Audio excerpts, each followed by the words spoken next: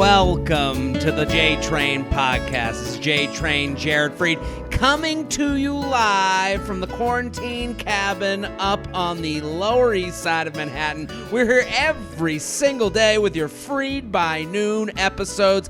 And I say it every episode. Let me say it again. Thank you for listening. Thank you for telling a friend. That's how it all works. It is the circle of feathering, baby. You listen to the show. You tell a friend. You tell a coworker. You tell a brother, a sister, a mama, a papa, anyone with ears. And then they listen to the show, and then they tell a friend, a brother, a sister, a mama, a papa. And then you keep on going. Make it your Instagram stories. Tag a bitch. Let people know what we are doing here on a daily basis. You gotta. That's what you gotta do. And today we're going to do your emails. We're going to do the coronavirus rant of the day.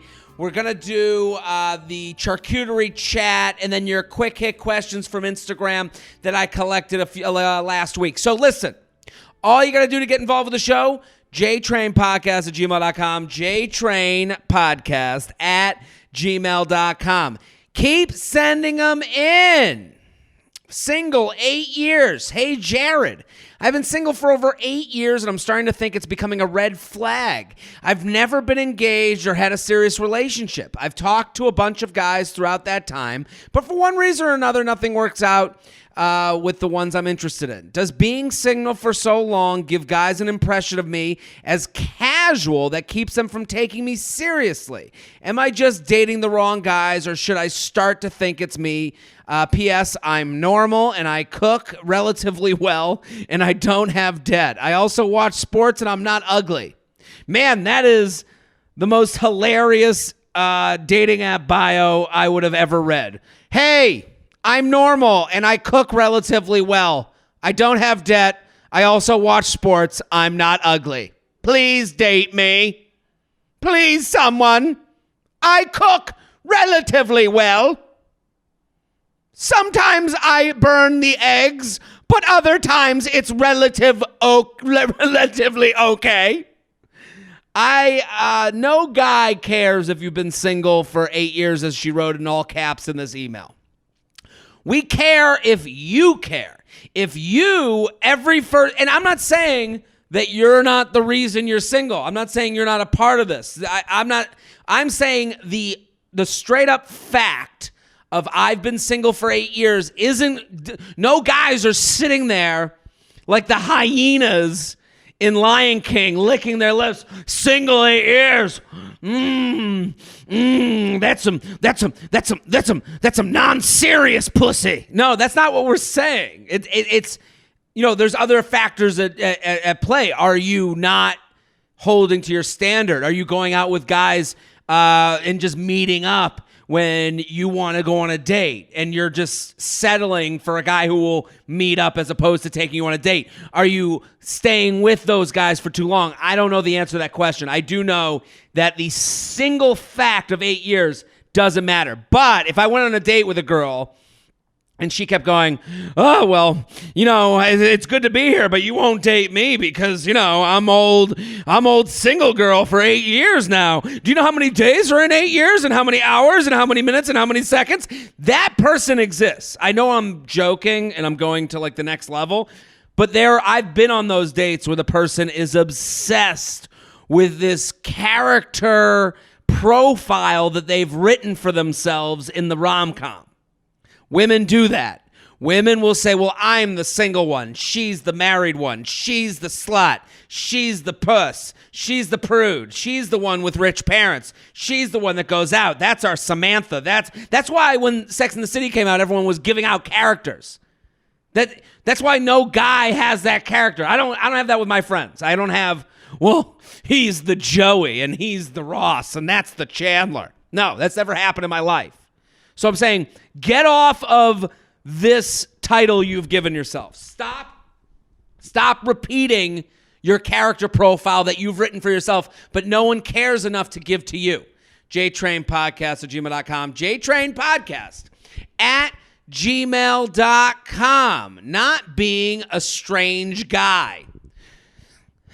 Hey, Jaybird. I'm a relatively recent post-grad who's fortunate to still have a job during this pandemic. I've recently been trying my hand at dating apps with some moderate success. Most of the conversations flame out due to lack of common interests or due to the fact that we won't be meeting for a while.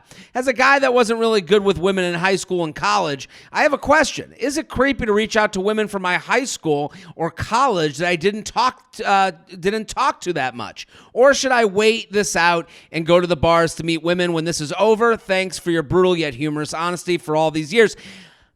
I will say I have a theory. I don't think it's creepy, but you have to understand, if you reach out to someone from high school or from college that you didn't speak to that much, you are using that commonality. You are using that romantic commonality to sit here and to your advantage. That's what you're doing. So know that. So that means anybody that you start dating via that is one step ahead. They're not going to be ready for casual. They're writing the romantic novel from that beginning.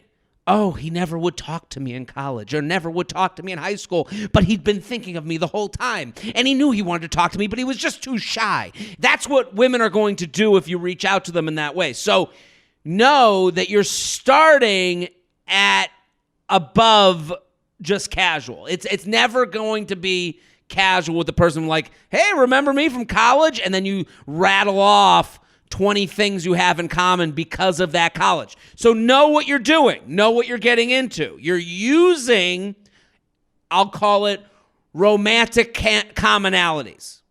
And a lot of guys do this, and they don't want to admit to it. Guys do this. I'm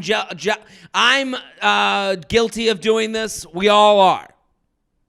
Because you have it at your fingertips. You're like, oh, she's cute. We went to college together. Holy shit.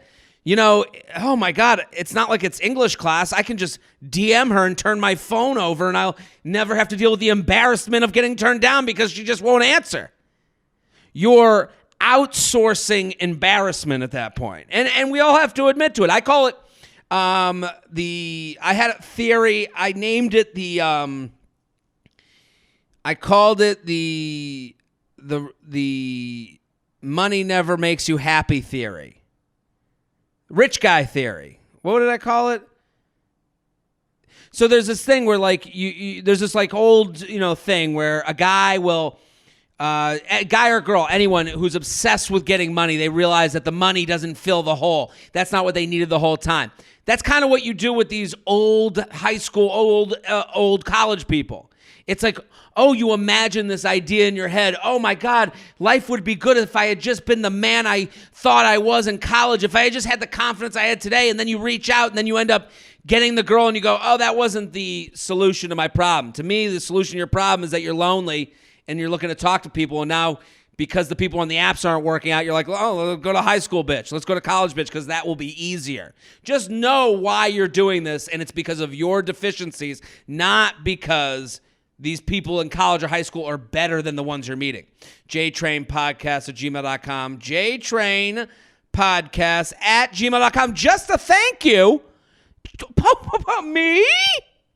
No questions today, but I sincerely want to thank you for the daily podcast. Times are truly rough right now, and your comedy is helping me during the darkest of times. Keep doing what you're doing. Oh, my nuts have been feathered. Thank you for sending a thank you. And here's how you thank me. I'm going to tell you right now. You tell a friend. But also support the sponsors that are supporting this podcast. That is a great way for you to help the show. And I'm not saying, listen, I don't know if these sponsors will help you. But if you hear one right now, I'm going to read off our sponsors right now. If you hear one right now that can help you, because all of the sponsors give you free money. They're giving you some money. You're welcome. You're welkies. Nutrafol. You can grow thicker, healthier hair and support our show by going to Nutrafol.com. Use promo code JTRAIN to get 20% off. That's their best offer available anywhere. ExpressVPN. Take your TV watching game to the next level and watch content from any country. Get 3 months free at expressvpn.com/JTrain. MeUndies, they won't stop until every podcast listener has them. Get 15% off your first pair. Free shipping and 100% satisfaction guarantee at MeUndies.com/JTrain. Self, start building your credit history. Get started in just 5 minutes at self.inc/JTrain. And also Feels CBD. Feels helps me feel better, and it can help you too. Go to Feels, FEALS.com/JTrain. That's Feels, FEALS.com/JTrain. Get 50% off your first order with free shipping. So if you really want to thank me, support the sponsors, share the podcast with a friend. That's all you got to do. JTrainPodcast@gmail.com. JTrainPodcast@gmail.com. Longtime Instagram follower and recent podcast subscriber. Welcome. I have to say how much I appreciate your honesty and straightforward advice. As someone who grew up in a strict religious environment, I had a pretty skewed outlook on what good relationships are supposed to look like in the real world. Hold on. The front desk is calling every 5 minutes because there's nothing else for them to do. What could be so important? A mistake! Ah! Jumps out the window. I had a pretty skewed outlook on what good relationships are supposed to look like in the real world. Because of this, I have found myself in very unhealthy situations in the past. Your perspective seriously helps me tailor my relationship expectations. For that, I am grateful now to my question. Oh, that was a very nice feathering. I have a very good friend of nearly 3 years who I've been growing closer to recently. We were both in our mid-20s, met in his hometown, and we're strictly friends for 2 years until I moved to a new city about a year ago. We have kept in touch since I moved, and for the past several months have been communicating more and more frequently, to the point where we are now FaceTiming every night. I've seen him as more than a friend for a long time and decided to bring that up a few weeks ago, given our increase in communication. He seemed a bit spooked when I brought up the idea of dating. He said that my feelings were not one-sided, but he was hesitant to date long distance. I haven't brought up the conversation again, and we have since kept up our daily contact and nightly phone calls. Do you think I should continue to pursue this connection in hopes of eventually ending up together, or is it better to try and move on? Now listen, the first email came from a dude who's wondering, hey, the dating apps aren't working out. Should I go back to the high school and college people? This comes from a woman, and they're having kind of the same question. She's like, I think what I need to let her know is that when you start this phone, the phone that we all have in our pockets, in our hands, in our back pockets, whatever, is an easy way to get away from loneliness. It is actually the solution and the problem at the same time. For you came out to him recently that you wanted to be together. That was after you guys FaceTime every night and you moved, and the past several months since you met in his hometown, and we were strictly friends for 2 years until I moved to a new city about a year ago. You two are using each other because you're both lonely. I'm sorry to break that to you. And then she tells him that she's into him, and he goes, whoa, I don't know. That means the reason he's got spooked and he doesn't know is because now you're a responsibility. Now these phone calls, the night he can't call you, doesn't get him in trouble. The night he can't call you when you guys are just friends who talk every night, well, too bad. I guess he can't talk tonight. The night he can't call you when you guys are now official, now he's going to go text you. No, I'm sorry. I swear there's other things going on. I had my family, my friends. Now it's a responsibility. That's the difference. Right now, this is light and easy and just someone to listen to my problems. And I know you guys have a bigger, more important thing than that. But all I'm saying is that you are in we both met, we're strictly friends. You're in a new city. He's in his hometown with nobody. You're leaning on each other. I think if the minute you said to him, with these things, if the minute you said to him, hey, I feel there's more here, and he doesn't say, I've been thinking the exact same thing, you're not on the same page. He's on the page. The reason he got weird, he goes, oh, the feelings are good on my side too. Yeah, he doesn't want to lose something like a good hand that he knows is good, but he's looking for a better match for him. I would take down the phone calls, find new people to lean on for your loneliness. jtrainpodcast@gmail.com. jtrainpodcast@gmail.com. Ooh, separating. This is the longest email ever. You got to keep it to a paragraph, people. Sends it 7 different help. I'm not attracted to my man. J-Train. Big fan of all your podcasts and stand-up. I'll get right to it. I've been dating a guy since the end of February pre-quarantine. For reference, I'm 26, he's 30. We've gone on multiple dates and spent a lot of time together before everything happened with coronavirus. We talk every day, FaceTime, and do the whole online relationship thing since we can't get together in person right now. We have not slept together, and I'm not sure I can get there. Out, leave, over. I'm afraid of hurting his feelings because I know he likes me and wants to take it to the next level when this is all over. I know you've said in the past to be straightforward when ending things with a guy. So what is the best way to end things without offending him by telling him I'm not attracted enough to sleep with him? Yeah, you don't say that. I mean, oh, you disgusting piece of garbage. I can't stand to maybe see you naked. Gotta go. Can we be friends? Like what? I know that sounds shallow, but I don't want to lead them on any longer. Hey, listen, we're all shallow. Anyone who says they're not shallow is lying right to your face. My point is you can do things with class and dignity, and you can be just honest enough. The key with any guy is we're all built on ego. So you can't leave any opening for a man to think that this will happen in the future, because then you'll be getting DMs. Hey, why aren't you answering? Hey, fucking bitch. You'll get that. You don't want to end up in that game. So what I would say to you got to hit him right at the heart. And you being unattracted to him is not what this, you're making it too much about the unattractive. You have to be okay with there is a relationship pie chart. Okay? There's a relationship pie chart that exists.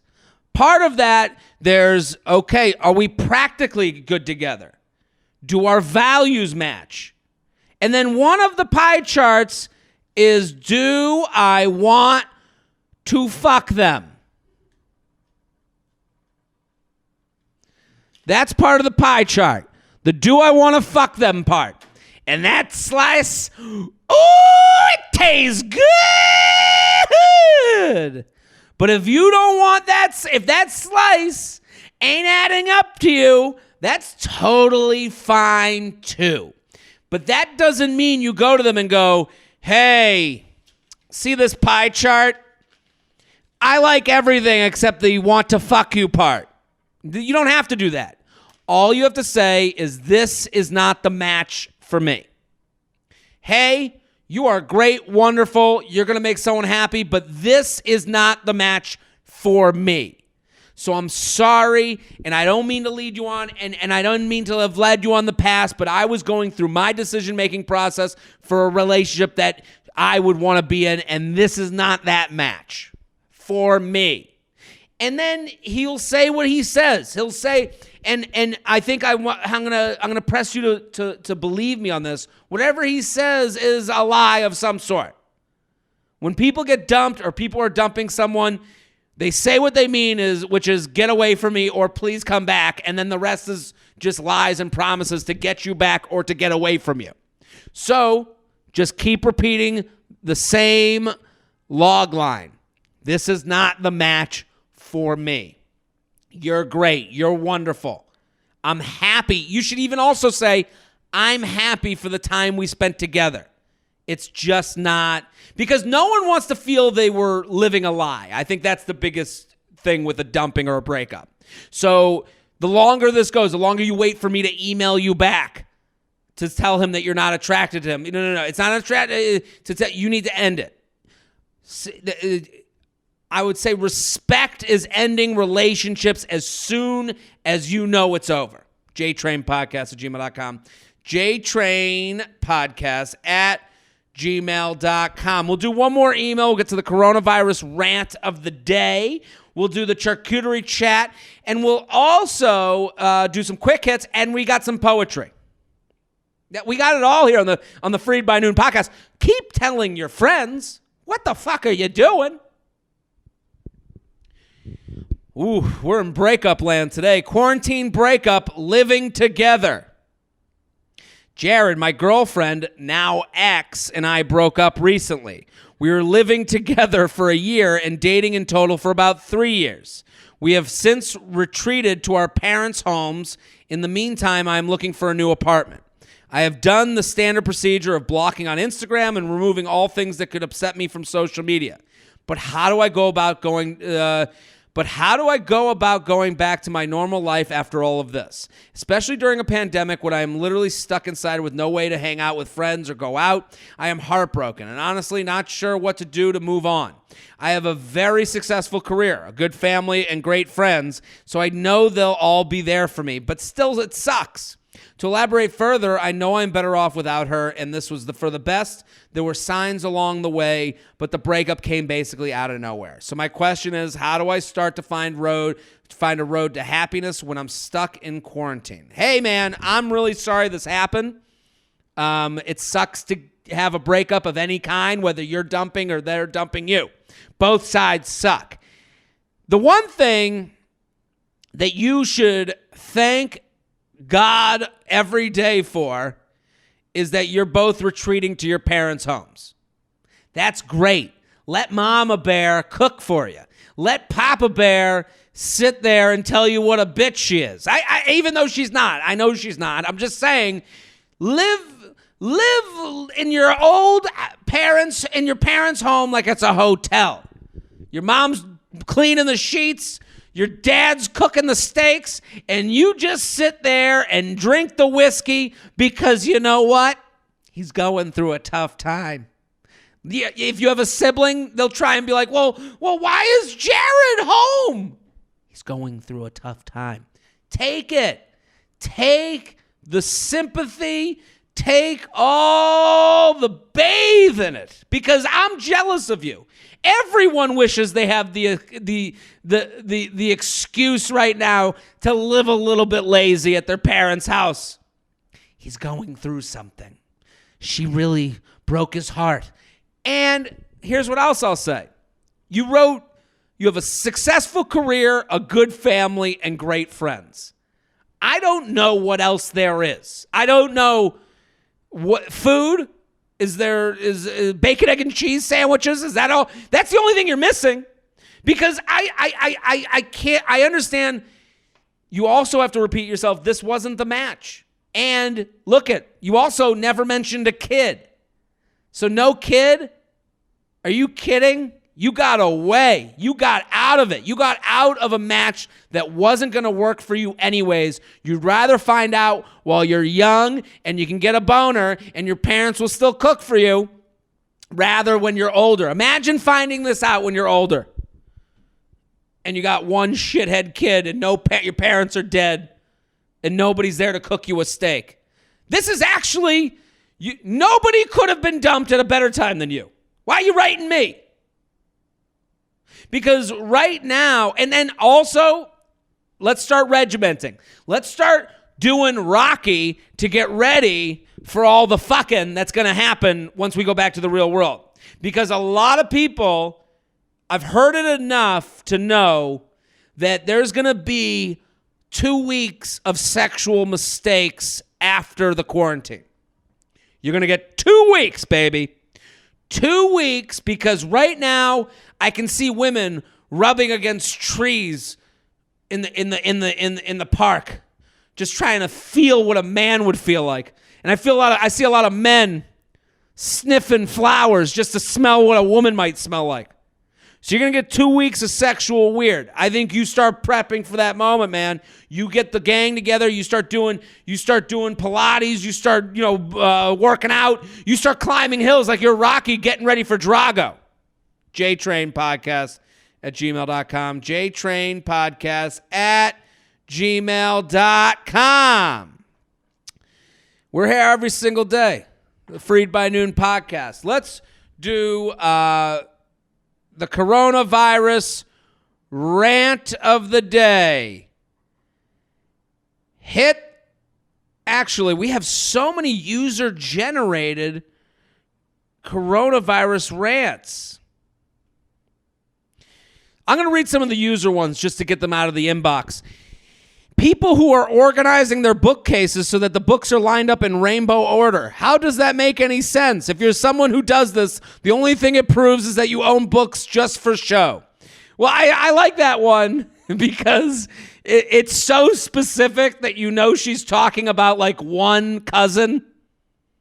She like did a Zoom happy hour and she had 3 drinks and she's like, what is that? Is that Roy B. Give in the background? Fuck that bitch. Let's read another user-generated before I get to mine. Another one, people posting their old senior photos on Facebook as though that's really going to really make the seniors missing their own graduation feel better. Yeah, I guess there was this thing where people were posting when they were 20 or they were posting their own senior pictures to... I gotta say, I do have genuine...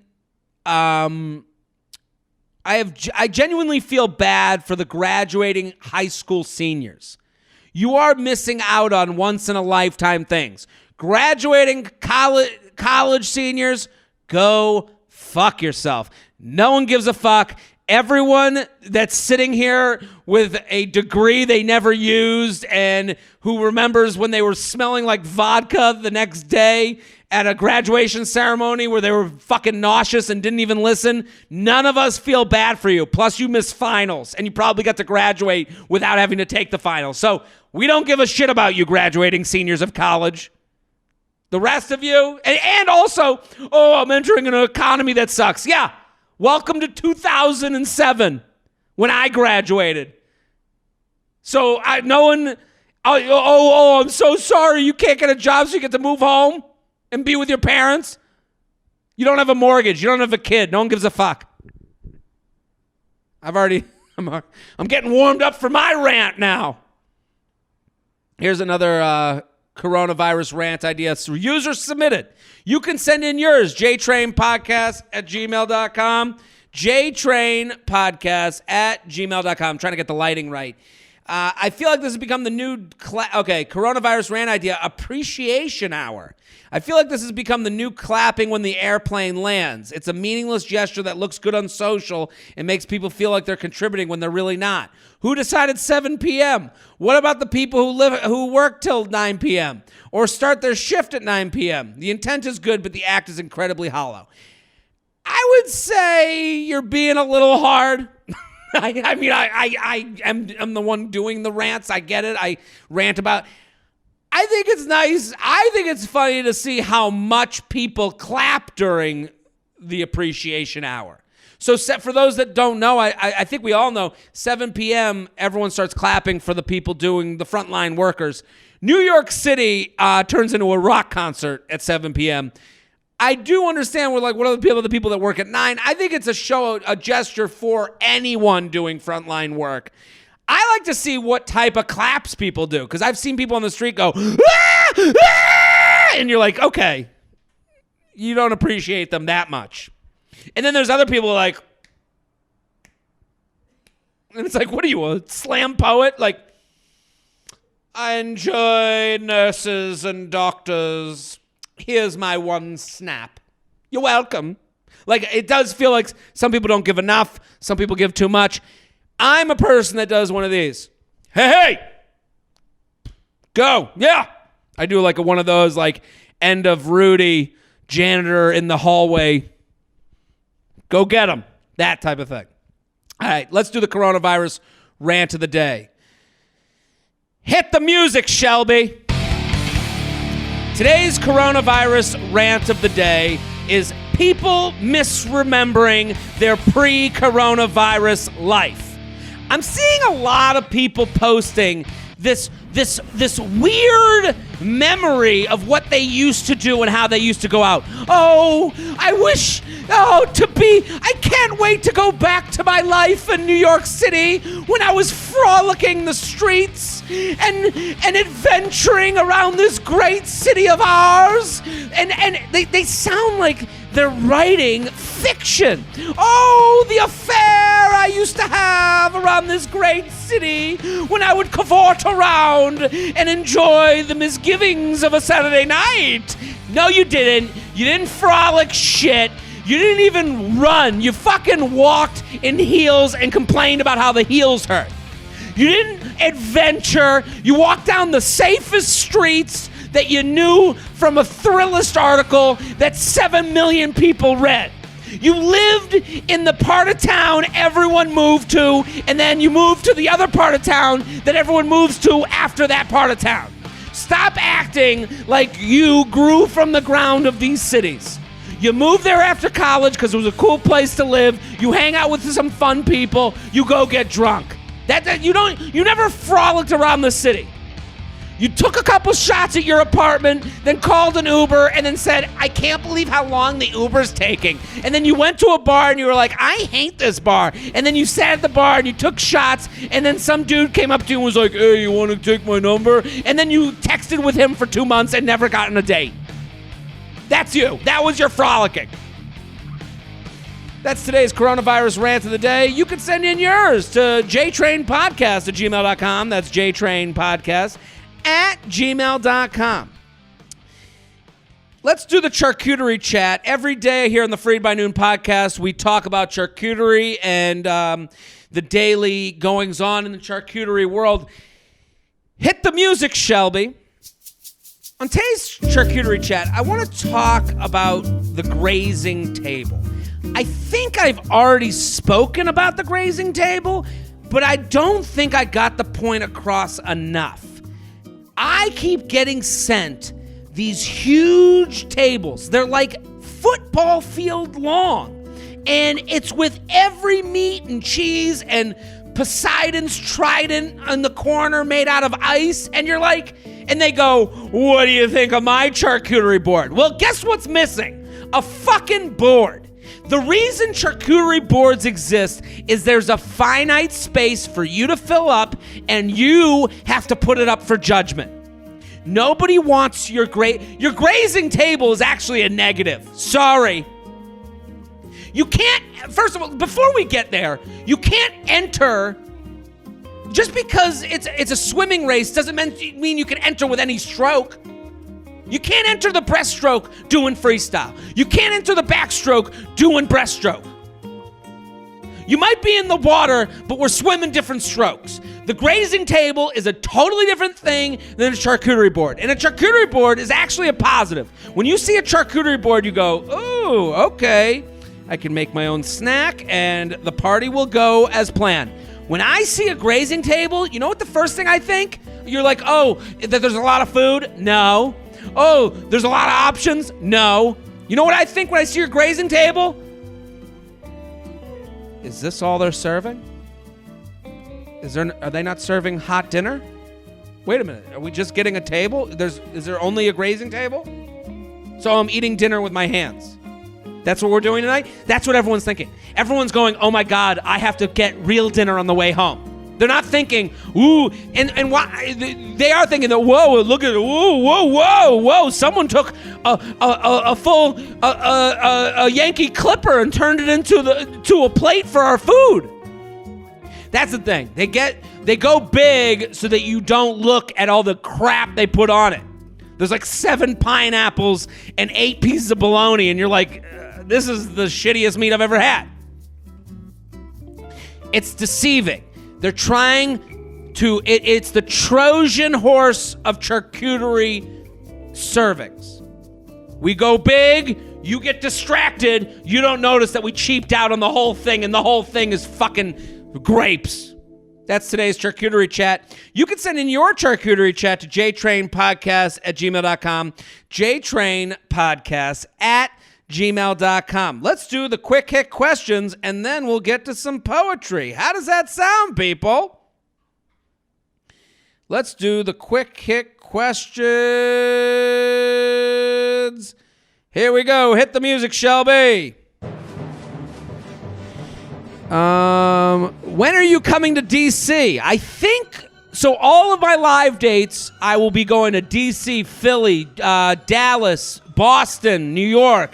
JaredFreid.com, JaredFreid.com. The minute I can get out to that stage, I'll be doing stand-up in your city, JaredFreid.com. What are you drinking? Today has been a big water and coffee day.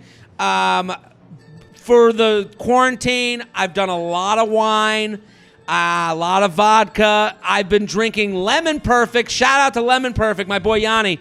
Love Lemon Perfect. That is delicious. What else am I drinking?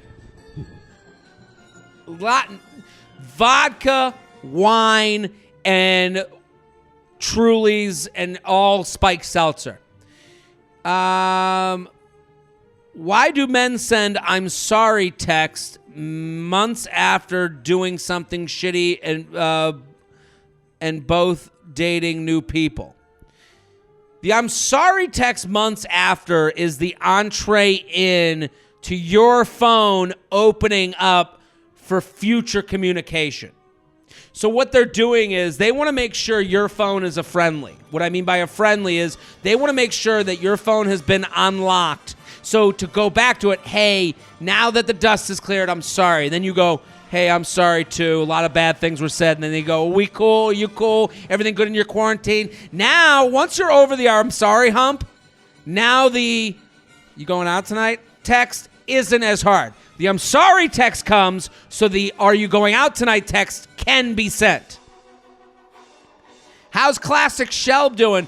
I think he's doing okay. Shelby, speak to us from the sky. Okay. I think he's doing okay. How do you keep the conversation going now when you only met over video chat? I would put it away. I've given this advice a lot this week. You'll hear it on You Up. You'll hear it on yesterday's J Train. I would say, hey, this was a lot of fun. You got my number? When this thing all opens up, shoot me a text. Because what you're doing right now, the reason you ask how do you keep it up is because you're afraid of hearing the real answer. Right now, it's easy to keep up. It's easy to live in this like fake world where you guys text and call every night even though you haven't met each other. The reality is when this all ends, there's as good a chance that that person won't make a date as the person that you go, hey, shoot me a text whenever you're ready. So I would walk away. Hey, this has been fun. It's been great getting to know you. I'm going to move on to like hang with my friends and not spend time worrying about you. So when this all breaks up, shoot me a text. Confidence tips. Got to defend my dissertation tomorrow, and we'll take any extra advice. Know what you're going to say. I think she's asking for a confidence tip while on stage. The more confident you are with the words, the more confident you will be when you present the words. Do you miss living in Boston? I'm from outside of Boston, but I never lived in Boston. I miss this going on stage every night. Would you ever move out of New York? Yeah, I think I would. I would move. Like, it would have to work. It has to work with career, personal, romance, all that stuff. It's all got to work. Think people should take frequent breaks from dating. I'm getting burnout on the apps. Yeah. I think you have to do whatever you feel is right. I think you should treat dating less like a job and more, that's like advice anyone can give that everyone gives, and it sounds like the worst advice ever, but if you're having fun with your friends, you will find someone. I'm positive of that. Because when you're having fun with your friends, you're doing things you like to do, so you're around people who like doing the same things as you. Do you feel like you've lost weight when you stopped drinking or just felt better in general? Definitely lost weight. Definitely felt mentally better. I'm either 100 or 0, and I wish I could be 2 drinks after dinner and then, well, let's get to bed. But it's tough for me. No question, but can you just shout out Josh Bacca in Austin? Hi, Josh. In 2 months, is 2 months too soon to say I love you? Quarantine for one of those, so lots of time to spend together. There's no such thing as too soon, too late. There's no such thing. You feel, you do. That's it. And then the other person, they'll feel, they'll do when they're ready to feel and do. What do you look forward to doing most when the quarantine's over? Stand up. Come to my shows. Please buy tickets. Please, God. How do I tell my cousin she's involved in a pyramid scheme? This is a tough one. I think you text your cousin. I think you have to wait until your cousin comes to you with the pyramid scheme. Nobody wants advice that isn't asked for. It's just not taken well. You can try and feed the baby, but the baby has to want to eat. So the next time your cousin's like, hey, so this eyelash curler will give you 30% more on your eyelashes. You look at her and you go, hey, I'm sorry. I'm not going to purchase this from you. And I think what you're doing, I know you want to better your life, but I think there's better ways to spend your time because I've seen these things not work and you're going to get caught up losing a lot of money. Just my opinion, but good luck. My boyfriend and I just made it official. I just noticed he followed one of his exes on Insta. Why? Ooh. Sometimes, so they become official, then he refollows his ex on Instagram. Sometimes it's one of those things where it's like, hey, I've moved on, so now it's okay to follow. So now she'll know that I'm with someone and I'll know. I would tell them that you've noticed. I would say, hey, it's kind of weird to me that you refollowed your ex the minute we get official. I don't know why you need that in your life. I'm trying to get away from my exes. And I think at the beginning of any relationship, there's this like weird trial period where you're not trial, but you're trying to like there's this weird PR moment at the beginning of any relationship where you're trying to let old people know that you're in something so that they'll stay away. I don't know if this screams of that, but I do understand where it takes some shaking off to get dry. No question, but will you tell Jess that she is literally so beautiful? Hey, Jess. Someone said you're beautiful. She said she really needed that today. Thank you. She ate a bacon, egg, and cheese on a bagel, and then she had a Italian sub. She had the best eating day I've ever witnessed in New York City history. Do men like chubby women? Men like all women. Go on Pornhub right now and go to the categories. All of those are searched so much that Pornhub was like, don't even search anymore. Use the quick links. Chubby's on there. Men like all women. You are someone's foot. Men are masturbating to feet. You are a foot. Should my fiance and I elope?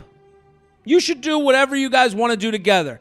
But I'll say this. Weddings are emotional, not just for the couple, but for the families involved too. Your mom has a vision of a wedding. His mom has a vision of a wedding. You have a vision. He has a vision. It's about taking all four of those and compromising them in the best way to make sure no one hates each other after. It's supposed to be fun. Do you have a special quarantine stash going on? So I grew out the stash a little bit, and now the beard is growing in, so now it's a darker stash with the beard. Do you think humans are meant to be with one person their whole lives, or is that unrealistic? I don't know if this always gets brought up by a guy who wants to break up or wants to be in a throuple or some shit.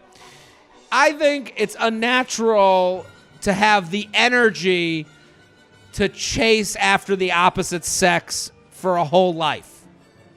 That's what I think. I think you've run out of steam. And that's not to say like I think a loving, lasting relationship is a beautiful thing, and that's something I want.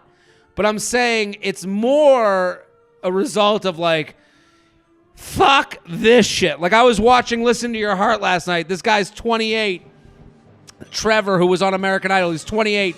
And he's talking to some chick who's 21, and I was like, this guy really must want to make it in music because he's got to listen to this bullshit. Let's do some poetry.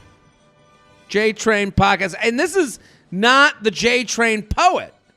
This is coming from a different poet who wanted to try their hands at being the J-Train poet.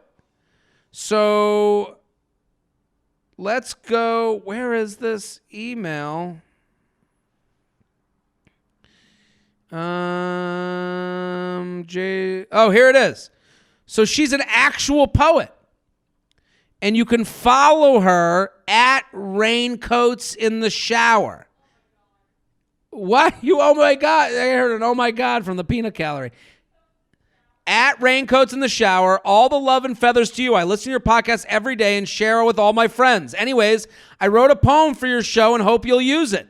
A lot of the inspiration comes from things you've said. If you decide to read it and want to steer people toward more of my work, my poetry Insta is Raincoats in the Shower. So let's read it. Here we go. Hit the music, Shelby.